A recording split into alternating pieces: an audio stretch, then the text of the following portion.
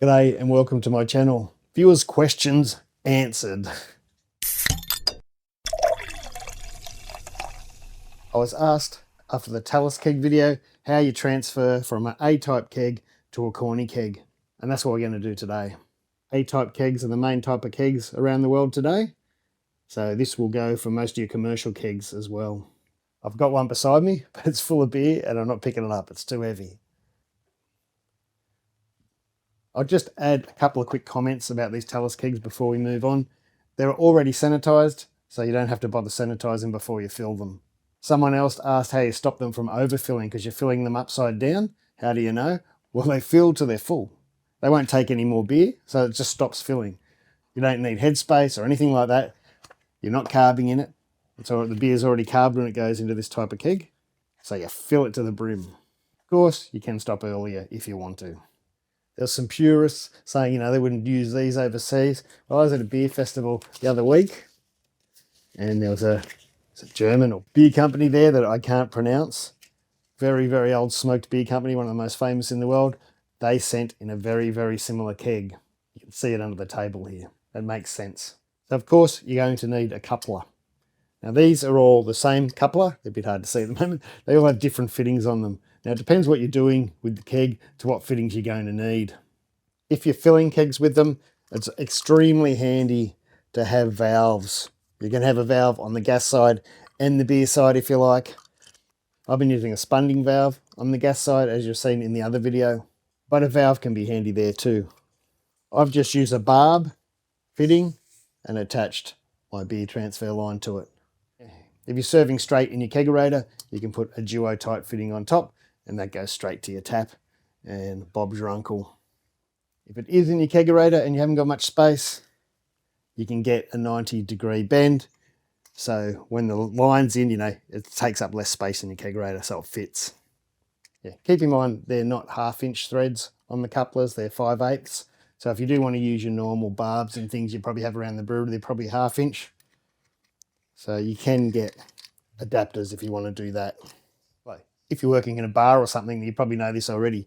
But if you're swapping kegs a lot, then you can get one-way valves and use them. I haven't bothered using them for the situations that I'm using it in. But if you are swapping kegs a lot, one-way valves are a good idea. They do have one for the gas sides, this little silicon duckbill that just pops into the end there before you put your gas fittings on. And the beer one is a little ball, little plastic ball that goes down the end, goes right down the bottom. So when you unhook that and the beer line's full of beer and you're going to swap kegs, the beer just doesn't all come rushing out. The little ball stops it. And there's a little cage to stop the ball going up the beer line. So I can't get out either way. Keep in mind though, when you're filling the keg, you will need to take that ball out because you're pushing the beer the other way. You want the beer to go that way, and if that ball's there, it can't. For today, for transferring to my Corny, all I'm going to need gas side, and that puts pressure on the bag to squeeze the beer into the Corny keg. And for the beer side, of course, you can either use a beer post on here or your duo type fitting with your line straight into your Corny. Again, you're going to need a spunding valve on your Corny to get a bit of counter pressure in there so you don't get a lot of foaming when you're transferring. Let's do it. Totally flushed keg. The gas is still hooked up to it. I'll take the gas off. Around 13. Around the same as everything.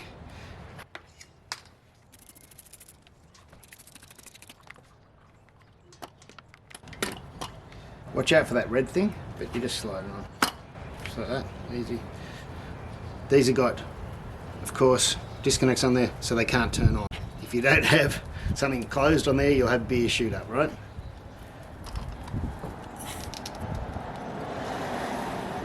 Like that. Now the gas goes on this side.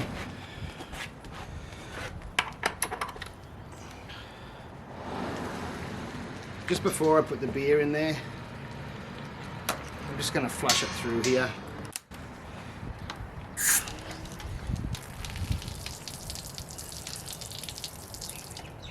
There.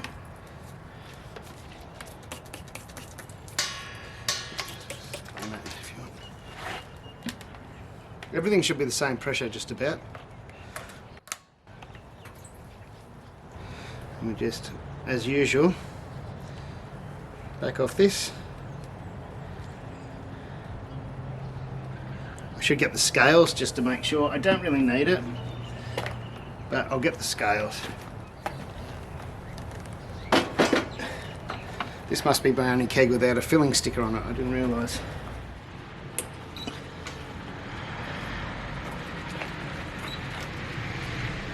And just engage in, I've just got some grain turning up, that'll be right.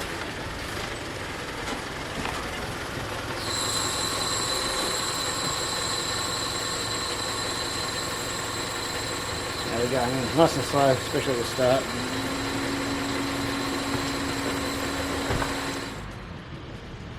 Alright, that's the delivery guy gone. I've got a bag of grain delivered. But going a bit slow, so let's just get it going. You don't want to go too fast because this is carbonated, this beer. But you should be able to hear like a low constant flow of CO2 out. I can see that there's pressure in there from this gauge. This is on here, keeping that all nice and rock hard. Of course you don't have to use CO2, you can use another gas, but I haven't got any other gas to use. I've got a bottle of oxygen over there, but that's more expensive. If you've got an air compressor that can go up to your 12 psi, use that. You don't have to use CO2 on these bottles. We're still going a bit slow. Open it up a bit more. You can't quite see that, can you? So I didn't realise you couldn't see that, so I've just opened it up a little bit more, speed it up. And the other thing I like about this setup is I've got some hose that blocks out the light, so I don't have to worry about light. These kegs, you don't have to worry about light. Often I'm in the garage, I shut the garage door, I'll put a towel over the transfer line. I'm really sensitive to sunstruck beer, so I just don't like it. And this I can do out here in the sun, doesn't matter. Alright, we're getting there. I'll just turn that away from the garage. That's in case it overflows since I put it on the scales a bit late. But it wasn't much. I don't think it was flowing much because I hadn't let the pressure out. I usually stop about 18. Go 18 and a half. I don't want it full to the brim. If you're trying to carb a beer, you don't want it full to the brim. The surface area really helps with the carbonation. As I said, this is carbed, but I think this is a little bit undercarb for my liking. So I want it to carb up a bit more. I don't know if you can see that, it was 17.8. It's about time I'm just going to pour it. And you can stop the flow, well, briefly. Take that off. It's just going to equalise out still. It'll still be taking a little bit of beer in, because this was a little bit lower. You can put that back on to make sure your weight, you can see your weight down the bottom. So now we're at about 18.1. Sometimes when you're at smaller pressures or things aren't quite equalised right, or when you're doing non-carbed beer, you're going a bit faster, and you'll pull that off and it'll keep going for another half a litre or so. But because this is pretty well equalised all everywhere, we're not getting much more in at all. So there is another litre or two left in here. I can put it into a bottle or something. Yeah.